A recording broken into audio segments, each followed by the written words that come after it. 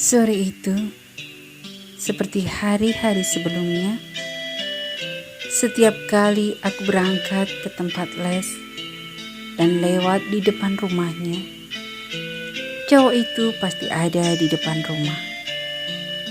Dan seperti biasanya pula, dia kembali tersenyum dan menyapa diriku. "Hai, mau berangkat les ya?"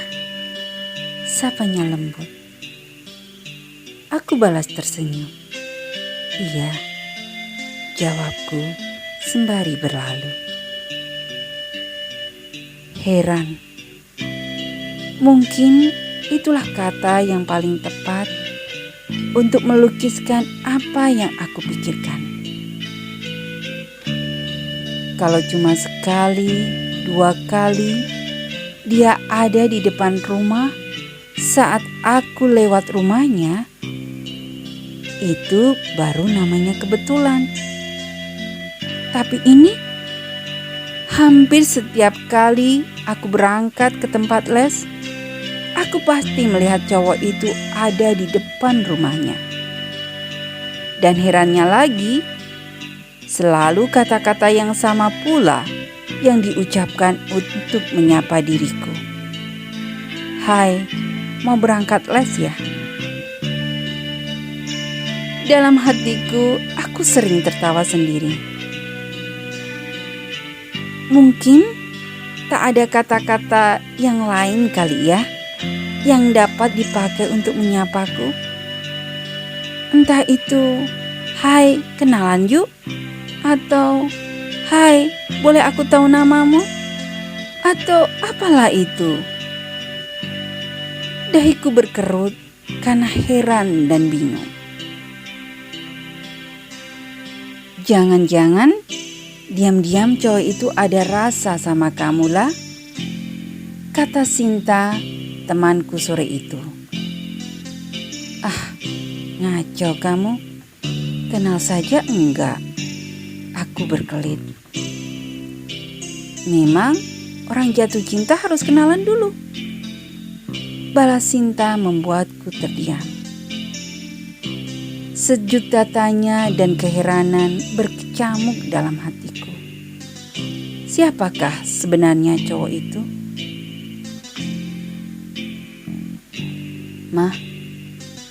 Mama tahu siapa sebenarnya tetangga baru yang tinggal di ujung jalan itu? Rasa penasaran mendorongku bertanya pada Mama waktu makan malam itu. Mama berpaling dan menatap diriku. "Kenapa?" "Pengen tahu saja, Ma. Aku sering melihat ada cowok di rumah itu," jawabku santai. Kamu tertarik ya?" tanya Mama mulai menggoda. "Bukan begitu, Ma. Heran saja. Masa sih di zaman seperti sekarang ini masih ada cowok rumahan? Apa dia gak punya teman? Masa setiap kali aku lewat depan rumahnya, kulihat anak itu selalu ada di rumah?" jawabku mengelak. "Baguslah itu. Ngapain coba keluyuran gak jelas? Mendingan di rumah belajar," kata Mama sambil menepuk pipiku dengan lembut. Aku terdiam. Benar juga ya. Tapi jangan-jangan dia termasuk kriteria anak Mami ya, yang sedikit-sedikit harus seperti apa kata Mami. Buktinya, entah sudah berapa kali kami bertemu, tapi tak sekalipun dia berani menghampiriku dan menanyakan namaku.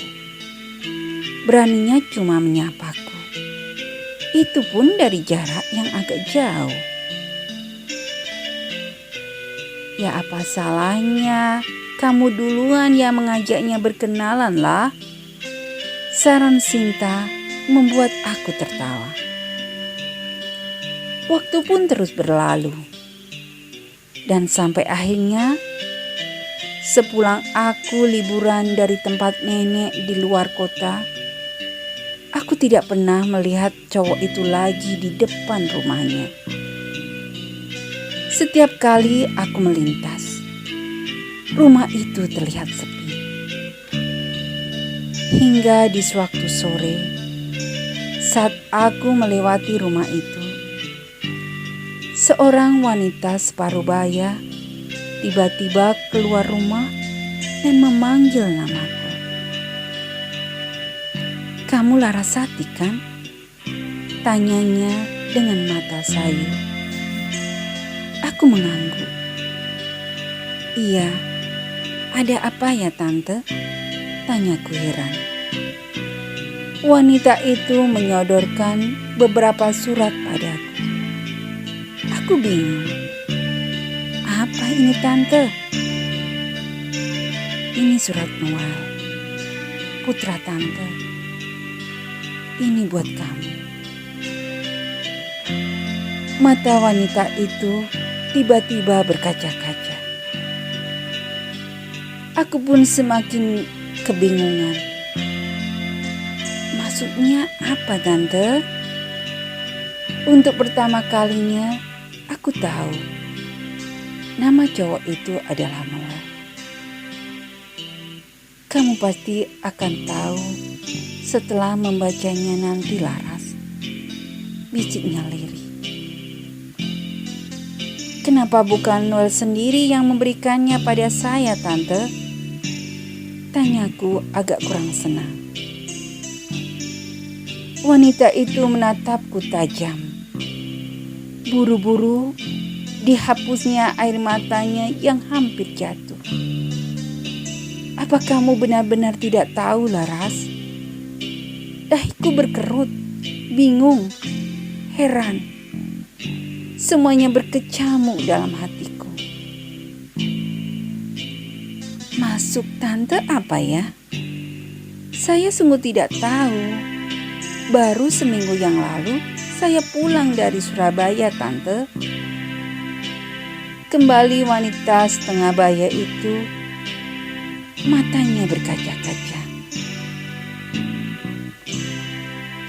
"Noel sudah tidak ada lagi Laras."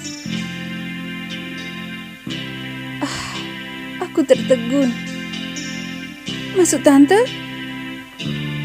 Ku tatap wajah wanita itu dalam-dalam. "Noel sudah meninggal," jawabnya lirih. Aku terdiam, tak tahu harus berkata apa. Dan sesampai di rumah, kumpaskan tubuhku di atas ranjang. Dengan gemetar, ku buka surat Noel yang barusan aku terima. Perlahan, surat itu mulai aku baca.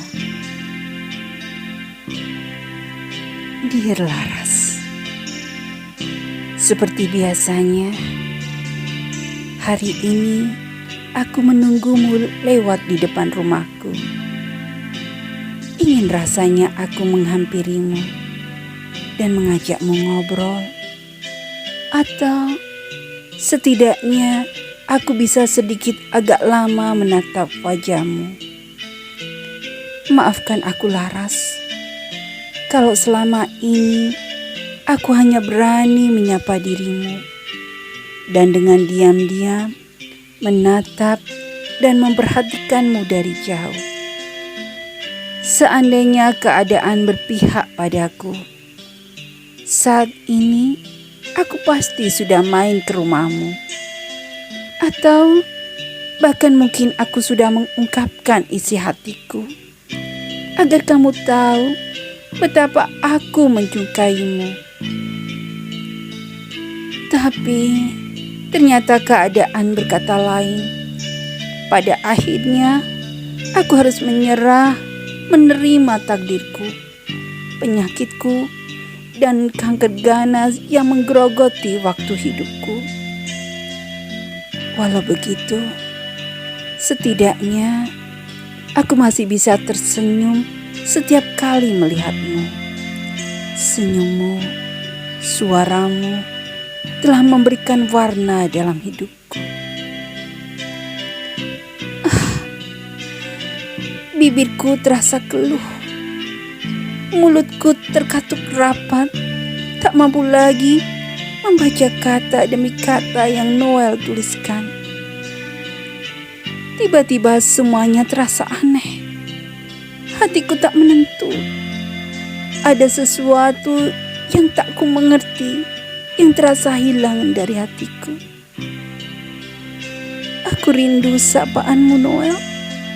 Bisikku terdengar pedih, lirih, dan akhirnya hilang ditelan sepinya malam yang semakin terasa dingin.